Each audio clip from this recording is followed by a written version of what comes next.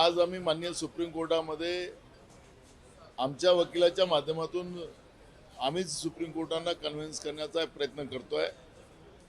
काल त्याचा प्रयत्न झाला, पण माननीय कोर्टाने सांगितलं की हे प्रकरण केस वाचली गेली नाही आणि काल ते वाचून आज ती केस कोर्टामध्ये सुप्रीम कोर्टामध्ये लागण्याची तयारीत आहे। आणि ज्या पद्धतीने माननीय हायकोर्टाने भाजपचे 10 लाख रुपये जप्त केलेत आणि माननीय राज्यपालाच्या कामकाजावरही ज्या पद्धतीनं आक्षेप घेण्यात आले, त्याच्यानंतरही भाजप दुरुस्त होत नाही, त्याच पद्धतीचा निर्णय आम्हाला अपेक्षित सुप्रीम कोर्टाकडून आहे।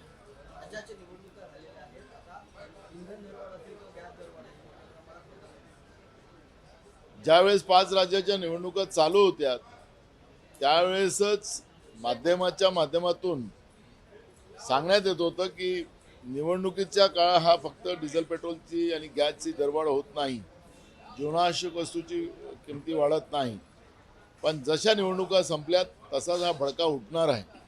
आणि अपेक्षितपणाने आज मोठ्या प्रमाणात डिझेल पेट्रोल आणि गॅसची दरवाढ झाली, जीवनावश्यक वस्तूच्या किमती मोठ्या प्रमाणात वाढवण्यात आला। केंद्रातलं बसलेलं सरकार हे गरीब आणि सामान्य लोकांचं जगणं मुश्किल करते आहे आणि याची किंमत भाजपला चुकवावं लागेल। सामान्याचे आणि गरिबाचे प्रश्न फक्त निवडणुकीच्या पुरतं, भाषणापुरतंच, वोटापुरतंच समजा नरेंद्र मोदीजी आणि केंद्रातल्या भाजपच्या नेत्यांना येत असेल तर हृदयाची आहा ही जी लागेल त्याचे परिणाम भाजपला भोगावं लागेल।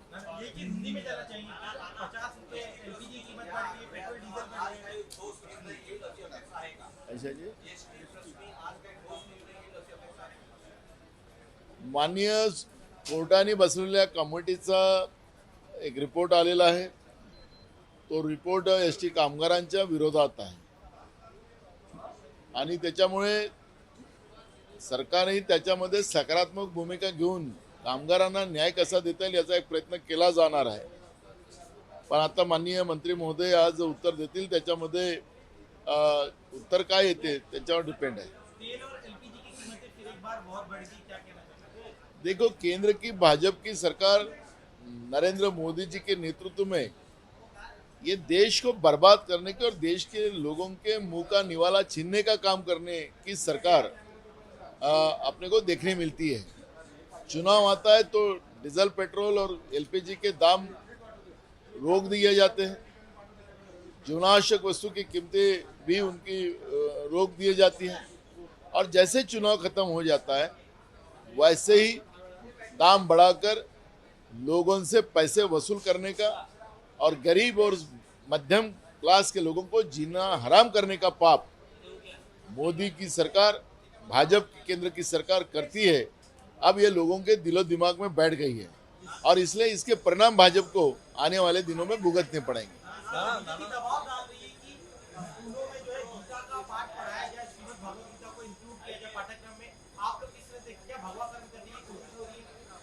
देखो, ये समय हिंदू मुसलमान वाद का नहीं है। आज देश की जो परिस्थितियां है, ये परिस्थितियों को हम लोग नजरअंदाज नहीं कर सकते।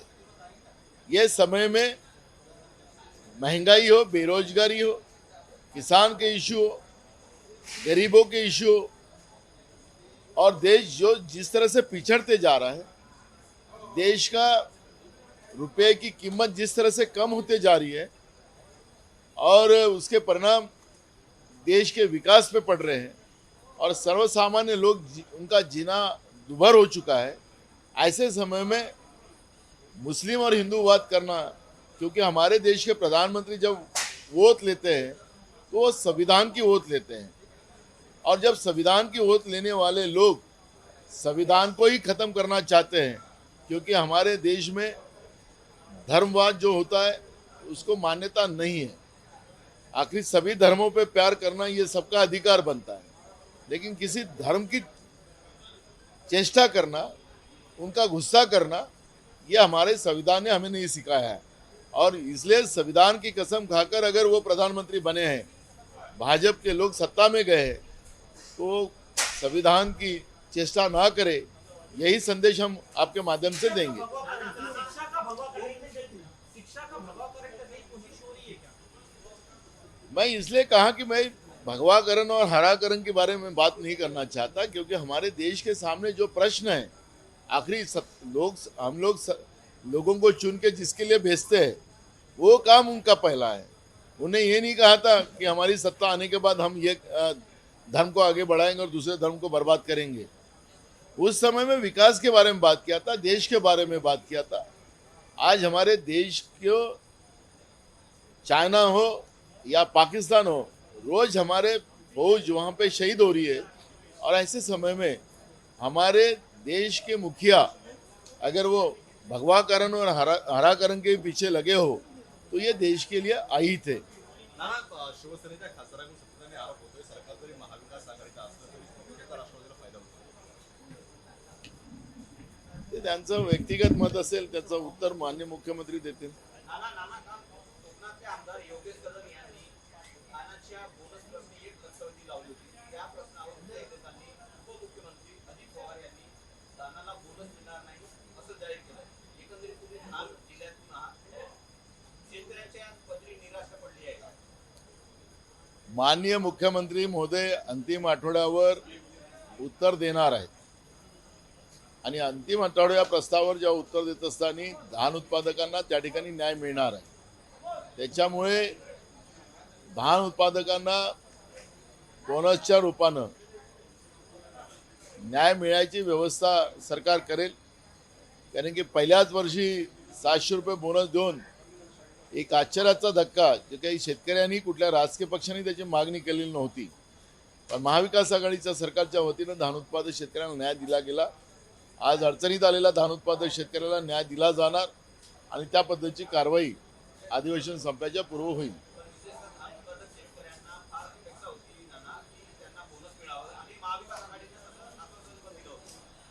आम्ही सांगत आहे ना, अजून अधिवेशन संपलं नाही, अधिवेशनाच्या पहिले न्याय धान उत्पादक शेतकऱ्यांना मिळेल एवढंच मी तुम्हाला सांगतो।